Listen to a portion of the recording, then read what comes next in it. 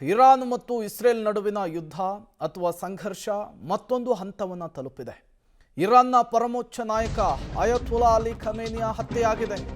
ಈ ಸಂದರ್ಭದಲ್ಲಿ ದುಬೈ ಪ್ರವಾಸಕ್ಕೆ ತೆರಳಿದ ಕನ್ನಡಿಗರು ಸಂಕಷ್ಟಕ್ಕೆ ಸಿಲುಕಿದ್ದಾರೆ. ಶಾರ್ಜಾ ವಿಮಾನ ನಿಲ್ದಾಣದಲ್ಲಿ ದಾವಣಗೆರೆ ಪ್ರವಾಸಿಗರು ಪರದಾಟ ನಡೆಸಿದ್ದಾರೆ. ಫೆಬ್ರವರಿ 23ರಂದು ದುಬೈ ಪ್ರವಾಸಕ್ಕೆ ಹೋಗಿರ್ತಾರೆ ಕನ್ನಡಿಗರು. ಇರಾನ್ ಇಸ್ರೇಲ್ ಯುದ್ಧದ ಭೀತಿಯಲ್ಲಿ ಈಗ ಸಿಲುಕಿಕೊಂಡು ಪರದಾಟ ನಡೆಸ್ತಾ ಇದ್ದಾರೆ. ಯಾವ ಕ್ಷಣದಲ್ಲಿ ಏನಾಗುತ್ತೋ ಅನ್ನುವಂತಹ ಭಯ. ದಾವಣಗೆರೆ 15 ಜನ, ಚಿತ್ರದುರ್ಗದ ಪ್ರವಾಸಿಗರು ಏರ್ಪೋರ್ಟ್ನಲ್ಲಿ ಲಾಕ್ ಆಗಿದ್ದಾರೆ. ಏರ್ಪೋರ್ಟ್ ಒಂದರ ಸಮೀಪದಲ್ಲಿಯೇ ವಾಸ್ತವ್ಯವನ್ನು ಕೂಡ ಹೂಡಿದ್ದಾರೆ. ಯಾವಾಗ ಮಿಸೈಲ್ಸ್ ಬರುತ್ತೆ, ಯಾವಾಗ ಏನಾಗುತ್ತೆ ಭಯ. ಹೋಟೆಲ್ ಶುಲ್ಕವನ್ನು ಭರಿಸಲಾಗದೆ ತಾಯ್ನಾಡಿಗೆ ವಾಪಸ್ ಕರ್ಕೊಂಡು ಹೋಗಿ ಅಂತ ಹೇಳಿ ಮನವಿಯನ್ನು ಮಾಡ್ಕೊಳ್ತಾ ಇದ್ದಾರೆ. ಬಹಳಷ್ಟು ಜನ ಭಾರತದಿಂದ ಪ್ರವಾಸಕ್ಕೆ ಹೋಗ್ತಾರೆ. ಬಹಳಷ್ಟು ಜನ ದುಬೈ ಸೇರಿದಂತೆ ಅರಬ್ ಕಂಟ್ರಿಗಳಲ್ಲಿ ಕೆಲಸ ಮಾಡ್ತಿರ್ತಾರೆ. ಅವರೆಲ್ಲರೂ ಕೂಡ ಈಗ ಸಂಕಷ್ಟ ಪರಿಸ್ಥಿತಿಯಲ್ಲಿ ಸಿಲ್ಕೊಂಡಿರುವಂಥದ್ದು ನೀವೀಗ ಗಮನಿಸ್ತಾ ಇರುವಂಥದ್ದು. ದಾವಣಗೆರೆಯ ಪ್ರವಾಸಿಗರು ಒಂದು 20-25 ಜನ ಇದ್ದಾರೆ. ಪ್ರವಾಸಕ್ಕಂಥೇಳಿ ಕುಟುಂಬ ಸಮೇತ ಹೋಗಿದ್ದಾರೆ. ಎಲ್ಲ ಅಂದ್ಕೊಂಡಂತಾಗಿದ್ರೆ ಸುರಕ್ಷಿತವಾಗಿ ವಾಪಸ್ ತಾಯ್ನಾಡಿಗೆ ಸೇರ್ಕೊಬೇಕಿತ್ತು. ಏರ್ಪೋರ್ಟಿಗೆ ಬಂದಿದ್ದಾರೆ, ಇನ್ನೇನು ವಿಮಾನ ಹತ್ತಬೇಕು ಅನ್ನುವಂತಹ ಸಂದರ್ಭದಲ್ಲಿ ಇದ್ದಕ್ಕಿದ್ದ ಹಾಗೆ ವಿಮಾನ ಹಾರಾಟ ಸ್ಥಗಿತ ಅಂತ ಹೇಳಿದ್ದಾರೆ. ಯಾಕೆ ಅಂತ ನೋಡಿದರೆ ಇರಾನು ಇಸ್ರೇಲ್ ಸಂಘರ್ಷ ಈಗ ಸಂಕಷ್ಟದ ಸ್ಥಿತಿಯಲ್ಲಿ ಅಡಕತರಿಯಲ್ಲಿ ಸಿಲುಕಿಕೊಂಡಿರುವಂತಹ ಪರಿಸ್ಥಿತಿ. ಪ್ರವಾಸಕ್ಕೆ ಹೋಗೋರು ಪ್ರವಾಸಕ್ಕೆ ಬೇಕಾದಷ್ಟೇ ಬಜೆಟ್ಟು ಅಮೌಂಟನ್ನು ತೆಗೆದುಕೊಂಡು ಹೋಗಿರ್ತಾರೆ.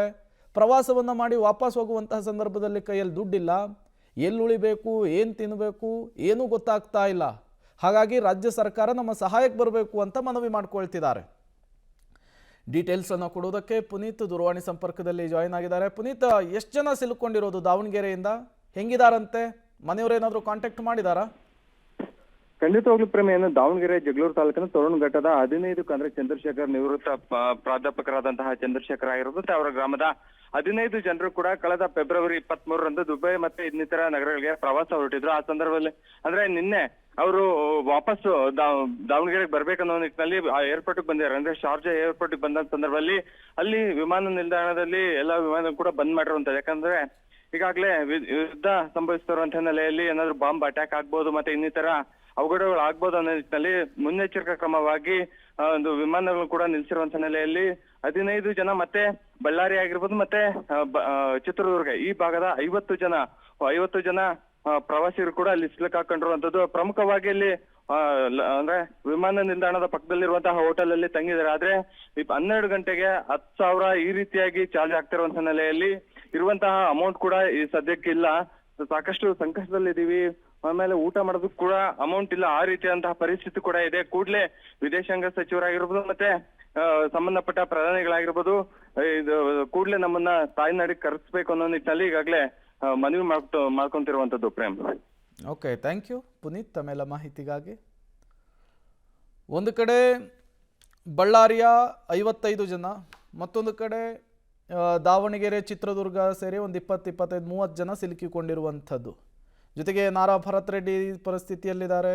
ಜೊತೆಗೆ ಡ್ರೋನ್ ಪ್ರತಾಪ್ ಸೇರಿದಂತೆ ಹಲವರು ಈಗ ಅರಬ್ ಕಂಟ್ರಿಗಳಿಗೆ ಹೋಗಿ ಯುದ್ಧದ ಸನ್ನಿವೇಶ ಸೃಷ್ಟಿಯಾಗಿರೋದ್ರಿಂದ ಅಲ್ಲಿಯೇ ಸ್ಟ್ರಕ್ ಆಗಿದ್ದಾರೆ. ಆದಷ್ಟು ಸುರಕ್ಷಿತವಾಗಿ ಎಲ್ಲರನ್ನೂ ಕೂಡ ತಾಯ್ನಾಡಿಗೆ ಕರೆತರುವಂತಹ ಪ್ರಯತ್ನ ರಾಜ್ಯ ಸರ್ಕಾರದ ಕಡೆಯಿಂದಲೂ ಕೂಡ ಆ ಪ್ರಯತ್ನಗಳಾಗ್ತಾ ಇದೆ. ಈಗಾಗಲೇ ಕೇಂದ್ರ ಸರ್ಕಾರವನ್ನು ಕೂಡ ಕಾಂಟ್ಯಾಕ್ಟ್ ಮಾಡುವಂತಹ ಕೆಲಸ ಆಗಿರುತ್ತೆ.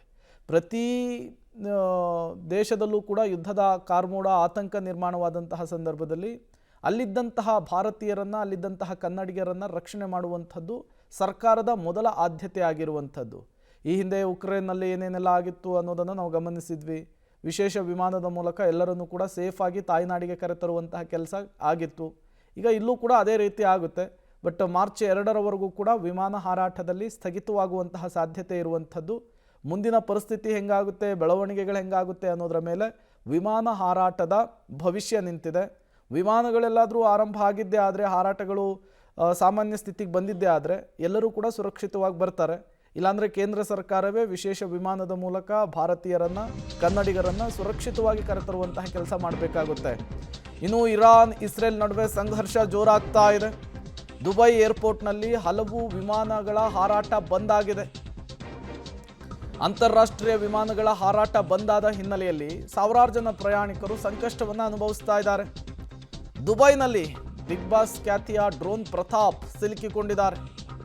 ವಿಮಾನಗಳ ಹಾರಾಟ ಸ್ಥಗಿತಗೊಂಡಿರೋದ್ರಿಂದ ದಿಕ್ಕುತೋಚದಂತಾಗ್ಬಿಟ್ಟಿದೆ. ಕಂಗಾಲಾಗ್ಬಿಟ್ಟಿದ್ದಾರೆ.